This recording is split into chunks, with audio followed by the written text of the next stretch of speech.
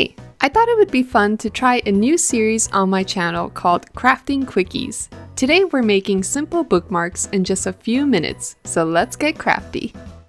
This project is super simple, and all you really need is some scraps of paper, scissors, a hole puncher, tassels, ribbon, or lace, also some sort of decorative elements like stickers.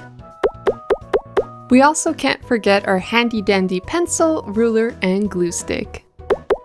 What we're gonna do is start by grabbing two pieces of paper. I have one decorative and the other one is a textured paper which I really like. With the ruler, we are going to mark a 2 by 6 inch section on the paper. It doesn't have to be 2 by 6 inches, this is just the standard measurement for bookmarks, so you can make your bookmark as big or as small as you like.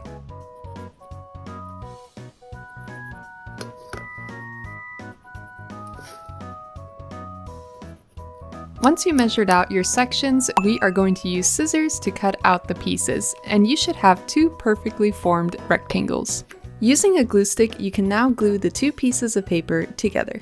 Just by using two pieces of paper glued together, it will definitely make your bookmark much more sturdier, especially since we're keeping it simple and not using any laminate. Once your pieces are glued together, grab your hole puncher and make a hole in the middle of the bookmark. To make our bookmark a little bit cuter, we can decorate it using some stickers or whatever embellishments you have. I decided to use this donut give up sticker, which I love. The last thing left to do is to attach the tassel to our bookmark, and it is complete.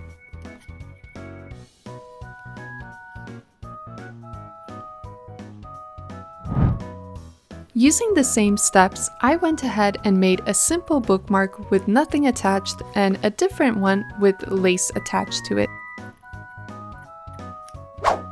Here are all the bookmarks I made using scrap paper. I hope you give these a try because they're so easy to make.